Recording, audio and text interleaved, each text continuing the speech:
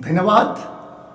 सबसे पहले मैं पिता परमेश्वर का महान पवित्र नाम को बहुत बहुत धन्यवाद देता हूँ कि फिर से प्रभु एक छोटे वीडियो बनाने के लिए मौका प्रभु दिया है। इसलिए मैं पिता परमेश्वर का नाम से बहुत बहुत धन्यवाद कृतज्ञ भी है। आज जितने लोग इस वीडियो को देख रहे हैं सभी को मैं छोटे से लेकर के बड़े तक को सभी को जितने लोग देख रहे हैं सबको मेरे हृदय के साथ स्वागत करके सबको जय मसीह करता हूँ। सभी को जय मसीह। प्रभु सबको आशीष करे और इस अंतिम समय में परमेश्वर का वचन का ज्ञान हम सभी लोग को मिले और हमारा जीवन बने। ठीक है मेरा प्रिय भाई और बहन, जितने लोग आप इस वीडियो को देख रहे हैं आप शुरू से लेकर आखिरी तो देखिए, मिस मत करिए और देखने के बाद जरूर सब्सक्राइब करिए। सब्सक्राइब करने का ना भूलें ताकि जब मैं वीडियो अपलोड करूँ प्रत्येक वीडियो का नोटिफिकेशन आपका मोबाइल में आ जाएगा। और लाइक करिए, शेयर करिए अपना अपना परिचित लोग को, कमेंट में लिखिए आपका राय किया है तो ठीक है मेरा प्रिय भाई और बहन, जितने लोग सुनिए अच्छा करके। मैं पिछले वीडियो में बताया था कि परमेश्वर हमारा प्रत्येक काम के लिए क्या करते हैं, न्याय करते हैं। प्रत्येक काम के लिए लिख रहते हैं, समय आएगा तो क्या करते हैं उसको निकालते हैं और प्रत्येक लोग का प्रतिफल मिलता है, चाहे भला हो बुरा हो। तो आज मैं क्यों ये बात बता रहा है बोलने से, आज हमारा भारत का बात हम लोग देखते हैं। भारत का बात जो प्रकार हो रही है, सारा दुनिया में भारत का बात सुन रहे हैं और कोई भी तारीफ करने का बदले अपमानित कर रहे हैं। भारत में अब देख रहे हैं अल्पसंख्यक लोगों को, जो अल्पसंख्यक लोग हैं ये भारत में रह रहे हैं, अभी इनका जो आशा टूट गया है। अल्पसंख्यक लोगों का जो सुरक्षित बिल्कुल नहीं है। अल्पसंख्यक लोगों को अब जानते हैं, जो सबसे छोटे पार्टी है अर्थात धर्म वाली है, वो कोई जाति है कि प्रथा कोई भी हो, उनको हम लोग देख रहे हैं अभी उनका कोई सुरक्षित नहीं है और उनको क्या किया जा रहा है, अपना पैर में रौंदा जा रहे हैं, पैर में रौंदा जा रहे हैं। ऐसे का समय अभी पहुंच गया है। यह बाइबल का एक बड़ा भविष्यवाणी हमारा सामने पूरी होते आ रही है। मेरा प्रिय भाई और बहन, आप सोच के देखिए, अभी मैं बाद में एक न्यूज़ चैनल को मैं आपको दिखा, TV9 चैनल को मैं दिखाऊंगा कि उन लोग भी अभी क्या कर रहे हैं, बाइबल का भविष्यवाणी को सामने रख रहे हैं।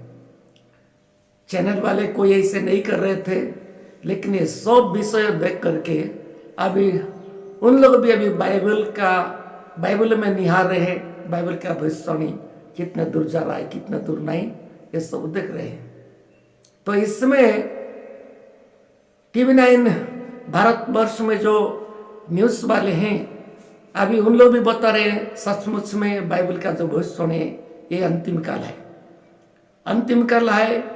आज दुनिया का आखिरी समय में हम लोग पहुंच रहे हैं बोल के बता रहे हैं। मैं दिखाऊंगा उसको भी, आप देखिए ये वीडियो को।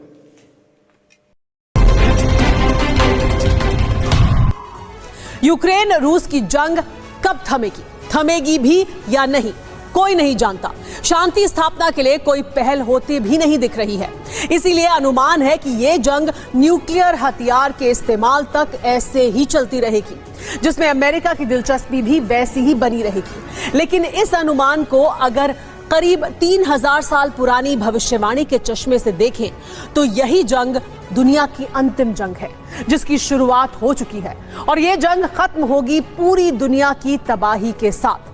क्या है वो भविष्यवाणी और किसने सुलझाई भविष्यवाणी की ये पहेली, देखिए पूरा विस्तार इस रिपोर्ट में।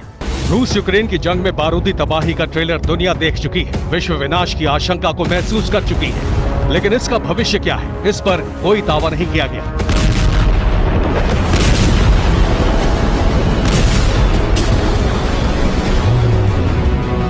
लेकिन अब विनाशक भविष्य को लेकर भविष्यवाणी हो चुकी है और इस भविष्यवाणी का आधार बनी है हजारों साल पुरानी ईसाइयों की धार्मिक किताब बाइबल।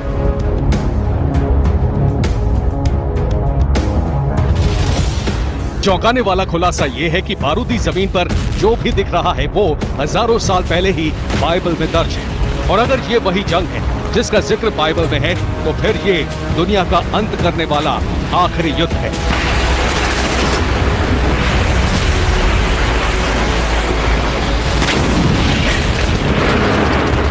हालांकि ये एक भविष्यवाणी है जो विश्लेषणात्मक ढंग से की गई है और ये विश्लेषण दिया है अमेरिका के विश्वसनीय Bible teacher doctor David Jeremiah ने, जिन्होंने बताया है कि इस दुनिया के अंत में रूस का अहम रोल होगा। उस अंत के लिए शुरू होने वाली जंग की शुरुआत हो चुकी है। आखिर कैसे हुआ विश्लेषण, इसे समझने से पहले भविष्यवाणी की पृष्ठभूमि समझ लीजिए।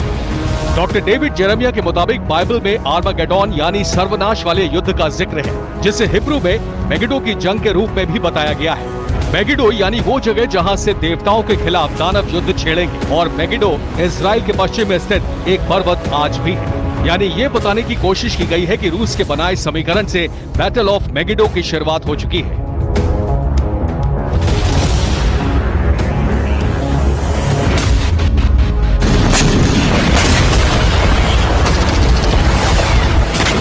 लेकिन सवाल यह है कि वो समीकरण क्या है और क्या सिर्फ रूस के अलायंस की वजह से ही बैटल ऑफ मेगिडो शुरू होने का दावा किया जा रहा है या फिर इस भविष्यवाणी का विस्तार कुछ और है।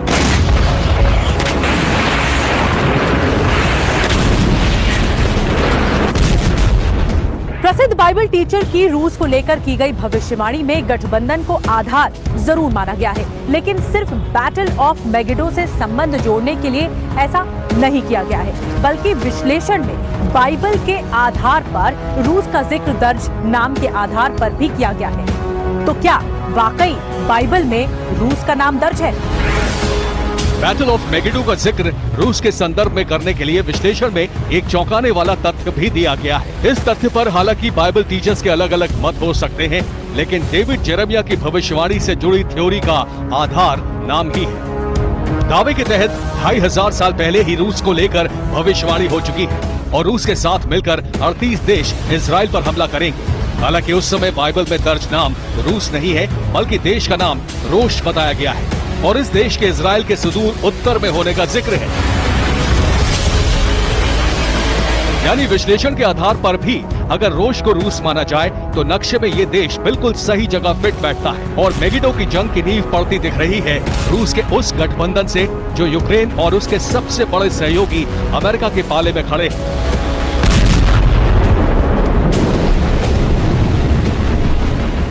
कैसे, इसे बाइबल आधार नक्शे से समझिए।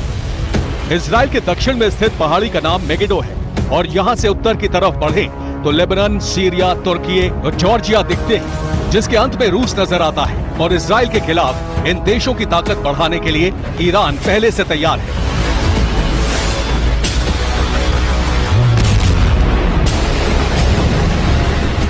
मतलब साफ है कि बैटल ऑफ मेगिडो को लेकर की जा रही भविष्यवाणी का बारूदी आधार बन चुका है।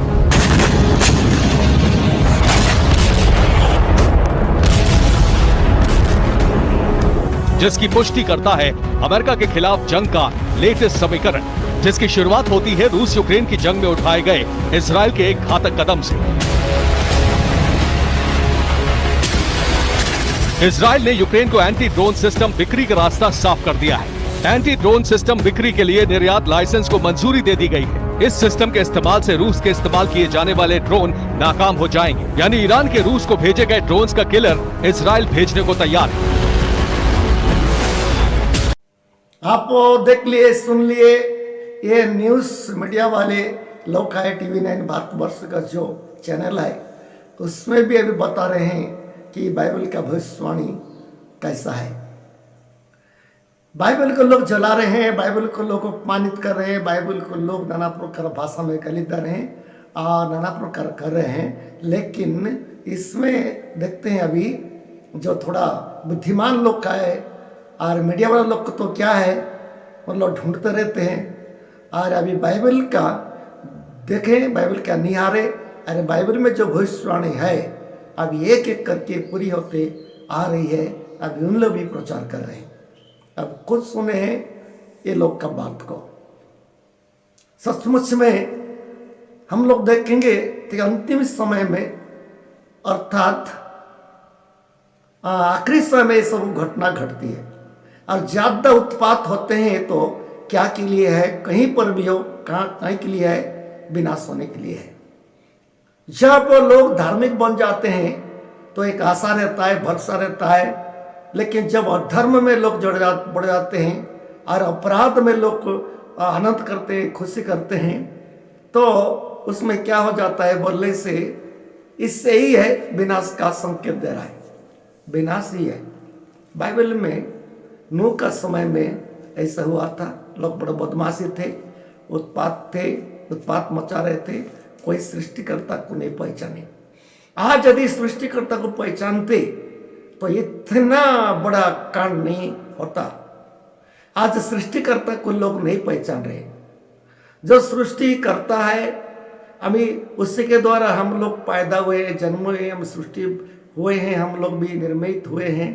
लेकिन आज लोग क्या करें, सृष्टिकर्ता को भूल करके सृष्टि वस्तु को लोग क्या कर रहे हैं, पूजा करके लोग भ्रष्टाचारी हो रहे हैं। बाइबल कहती है, बहुत जगह में लिखा हुआ है, जो परमेश्वर को नहीं जानता है, सृष्टिकर्ता को नहीं पहचानता है, तो उनको माइंड कुछ भी सोच सकता है, कुछ भी कर सकता है, कहीं पर भी जा सकता है। तो इसलिए हमको सोचना पड़ रहा है, कोई भी चीज हो बिना निर्मित द्वारा कुछ भी चीज नहीं होता है। हम दृश्य की अदृश्य हो, इनका भी कोई सृष्टि करता है, ये तो सोचना है हमको, तब होता है, नहीं तो नहीं होता है। माँ के गर्भ में जन्म आए, हमारा स्वेच्छा से हम निर्मित नहीं हुए हैं, अदृश्य रूप से कोई तो हमको निर्मित किया है और माँ के गर्भ से हमको पैदा करने के लिए सहायता किया है। खुद कभी भी निर्मित नहीं हुए। ऐसा चीज दुनिया में कोई भी चीज नहीं है जो ऑटोमेटिक पैदा होता है। पैदा करने वाले, सृष्टि करने वाले कोई है, दृश्य भी है कि दृश्य भी है, उसको लोग नहीं पहचान रहे। तो इसमें हम लोग सोचते हैं, मेरा प्रियो, जितने लोग आप इस वीडियो को देख रहे हैं, तो सोच के देखिए कि आज जो प्रकार हो रहा है, हमारा भारत का बात जो प्रकार हो रहा है, अभी विदेश में भी ये बात चला गया है, विदेश में भी चला गया है, अमेरिका, यूएसएस भी ये बात चला गया है, वहाँ का लोग भी सड़क में उतरे हैं और भारत का मणिपुर के लिए उन लोग भी चिल्ला रहे हैं, उनको बचाओ, उनको बचाओ, और बोल रहे हैं। अभी वीडियो आप लोग देखेंगे तो पता चलेगा। देखिए वीडियो, आप लोग देख लिए, सुन लिए हैं, ये अमेरिका वाले हैं, उन लोग भी चिल्ला रहे हैं, मसीह लोग के लिए गुहार कर रहे हैं, अरे भारत को बचाओ बोल के बोल रहे हैं, भारत का सरकार को भी बोल रहे हैं, भारत का लोगों को भी अनुरोध कर रहे हैं। मेरा प्रिय भाई और बहन, ये छोटा मोटा बात लगता है, लेकिन छोटा मोटा बात नहीं है। यूरोपीय लोग भी वही भारत का बात जान लिए, ऐसे ऐसे हो रहा है बोल के, और अमेरिका के लोग भी, जर्मन का लोग भी, सारे दुनिया के लोग अभी पता चल गया, इराक, ईरान का लोग भी पता चल गया है कि ईसाई लोग को, अल्पसंख्यक लोगों को भारत में से प्रताड़ित किया जा रहा है, मारा जा रहा है, काटा जा रहा है, और धार्मिक स्थल को क्या किया जा रहा है, तोड़फोड़ किया जा रहा है। धार्मिक स्थल को क्या किया जा रहा है, तोड़फोड़ किया जा रहा है। तो मणिपुर का बात आप लोग देखते हैं, मणिपुर का बात के लिए सारा विश्व चहल हो गया है, सारा देश विदेश में इसको पता चल गया है कि हमारा भारत कैसा भारत बन गया है। सोच के देखिए, भारत का न्याय, भारत का कानून, भारत का राजनीति, और भारत का धार्मिक स्थल, और भारत का जो लोग है, भारत का हर धर्म का लोग है, या हिंदू है, मुसलमान है, ईसाई है, सिख है, जैन है, बुद्ध है, सब है। पहले तो मिलजुल कर रहते थे, अभी ऐसा हो गया, बंटवारा हो रहा है। अभी क्या इतना हिम्मत से क्यों काम कर रहे हैं, कुछ भी करे हमारा तो सरकार है, ऐसे बोल रहे हैं। कुछ भी करे हमारा सरकार है, हमारा मदद मिलेगा। और ठीक है, उसी का नजर दे करके लोग क्या कर रहे हैं, ये सब कुछ कांड कर रहे हैं। यदि कानून अच्छा रहता ऐसे नहीं होता। इतना दिन से कुछ भी नहीं हो रहा था, थोड़ा काम वहां होता था, साथ साथ न्याय होकर के दोषी का दंड हो रहा था, इसलिए डर के मारे ये सब कुछ कांड नहीं हो रहा था। अभी क्या हो रहे हैं, न्याय भी कैसा हो गया। तो हम लोग न्याय को सम्मान देते हैं, जो कानून को सम्मान देते हैं, भारत का संविधान को सम्मान देते हैं। हम कानून का सामने झुकते हैं, क्योंकि कानून बिना कहीं पर भी अच्छा नहीं बनता है। लेकिन आज हम लोग देखते हैं कैसा कानून बन गया है। क्या बोलोगे, क्या कानून बन गया है। एक वचन पढ़ेंगे हम लोग, जो ऊपर सभा उपदेश कुछ वचन पढ़ेंगे, सभा उपदेश में लिखा है, पढ़ेंगे सभा उपदेश 3 अध्याय का 16 पद में कुछ लिखा हुआ है। फिर मैंने संसार में क्या देखा कि न्याय के स्थान में दुष्टता होती है और धर्म के स्थान में भी दुष्टता होती है। इसमें क्या लिखा है जानते हो? थोड़ा अच्छा ध्यान दे करके सुनिए, सुनने वाला ध्यान दे करके सुनिए। इस वीडियो को शेयर करिए, कमेंट में लिखिए आपका राय क्या, कमेंट में लिखिए। बाइबल क्या बताती है? मैं संसार में देख रहा हूं, सलेमान गानी ज्ञानी इसे लिख रहे हैं, मैं संसार में देख रहा हूं कि न्याय का स्थान में भी दुष्टता है। अब सोचिए, न्याय जहां पर न्याय होता है, लोग न्याय के लिए लड़ते हैं, लोग न्याय के शरण में जाते हैं, लोग न्याय के पीछे जाते हैं, न्याय के आगे झुकते हैं। लोग बोलते हैं न्याय के लिए लड़ते रहते हैं, हमको न्याय मिले बोल के, लेकिन न्याय नहीं मिल रहा है तो कैसा करे बताइए। न्याय का स्तर में दुष्टता है। पुलिस लोग आते हैं, मेरा प्रिय भाई और बहन, पुलिस लोग आते हैं। मैं कितना जगह में छत्तीसगढ़ में देख रहा था, पुलिस लोग का सामने ये जो बदमाशी लोग रहते हैं, अब पुलिस लोग का सामने चर्च को तोड़फोड़ कर रहे हैं। आप सुनिए, पुलिस लोग का सामने क्या करें, तोड़फोड़ कर रहे हैं। कोई मर जाते हैं मसीह लोग तो उसके कब्रिस्तान में देने के लिए नहीं देते हैं। और ये न्याय लोग भी आ रहे थे, पुलिस लोग भी आ रहे थे, कुछ भी नहीं बताते हैं। अरे पुलिस लोग भी बताते हैं कहीं कहीं पर कि तुम लोग छोड़ दो ईसाई धर्म तो अच्छा बचोगे। मेरा प्रिय भाई और बहन, इस क्या न्याय है बताइए, ये क्या न्याय है? इसलिए बाइबल कहती है न्याय का स्थान में दुष्टता। मैं सब न्याय में दुष्टता है बोल के नहीं बोल रहा हूं, लेकिन कितने कितने लोग हैं न्याय करने का बदले अन्याय भी करते हैं। कितने लोग हैं, अरे कोई कोई तो अच्छा न्याय करते हैं। लेकिन अभी देख रहे हैं, अभी मणिपुर का बात देखिए, ये क्या न्याय है? जो दुष्ट लोग हैं, 2 औरत को, लड़कियां लोगों को नंगी करके घुमाए, पेरेड करिए, आखिरी में उनको क्या कर दिए, रेप बलात्कार करके, सामूहिक बलात्कार करके उनको हत्या भी कर दिए। उनके लिए क्या न्याय है बताओ? 6-7 लोग को गिरफ्तार बोल के बोल रहे हैं, क्या 6-7 लोग के द्वारा इसे इतना बड़ा कांड हो सकता है? वहां का पुलिस लोग के पास शरण में चला जाते हैं। ये पुलिस लोग क्या करते हैं, यही दंगाई करने वाले लोग के हाथ में समर्पण कर देते हैं। ये क्या न्याय है बताइए? तो मेरे कहने का है, मेरा प्रिय भाई और बहन, ये अंतिम समय में है, अंतिम समय में है। दुनिया नष्ट होते जा रहा है, तो मसीही लोग भी हो, कोई भी लोग हो, थोड़ा सृष्टिकर्ता को पहचाने, सृष्टिकर्ता को पहचाने। उसका 17 पद में क्या लिखा है, पढ़ेंगे। मैंने मन से कहा, परमेश्वर धर्मी और दुष्ट दोनों का न्याय करेगा। इसमें क्या बोल के लिखा है? परमेश्वर एक दिन न्याय करेंगे। धार्मिक लोग भी न्याय करें, जो मार खा रहे हैं, काय के लिए मार खा रहे हैं, उनको क्या दोष था, क्या गुनाह था, उसके लिए भी परमेश्वर न्याय करेंगे। बिना गुनाहों में, बिना दोष में यदि मार खा रहे हैं तो उनको पुरस्कार देंगे, उनको परमेश्वर के राज्य में स्थान भी मिलेगा। और जो दुष्टता है, और दुष्टों के द्वारा ये सब काम कर रहे हैं, उनको तो अब जानते हैं। उनको क्या है, परमेश्वर को भी घुस नहीं लेते किसी का, कि पक्षपात नहीं करते हैं। न्याय, संपूर्ण न्याय परमेश्वर का वचन में लिखा हुआ है। उनका सिंहासन न्याय का सिंहासन है। उनका सिंहासन का मूल न्याय है। न्याय के द्वारा क्या करेंगे, विचार करेंगे। कोई जा करके कोई बोल नहीं सकते ये मेरा पार्टी है और मेरा ये है वो है, ऐसा कुछ परमेश्वर के पास नहीं बोल सकते। बाइबल में लिखा है जब विचार होता है तो सब लोग का घुटना क्या होगा, मरेगा। सब लोग का शरीर कंपते रहेगा, कोई सब लोग का मुंह बंद हो जाएगा। ऐसे लिखा है बाइबल में, न्याय का दिन में। इसलिए बाइबल में लिखा है अभी ये सब जानने का द्वारा मनुष्य क्या होना चाहिए, मन परिवर्तन करना चाहिए।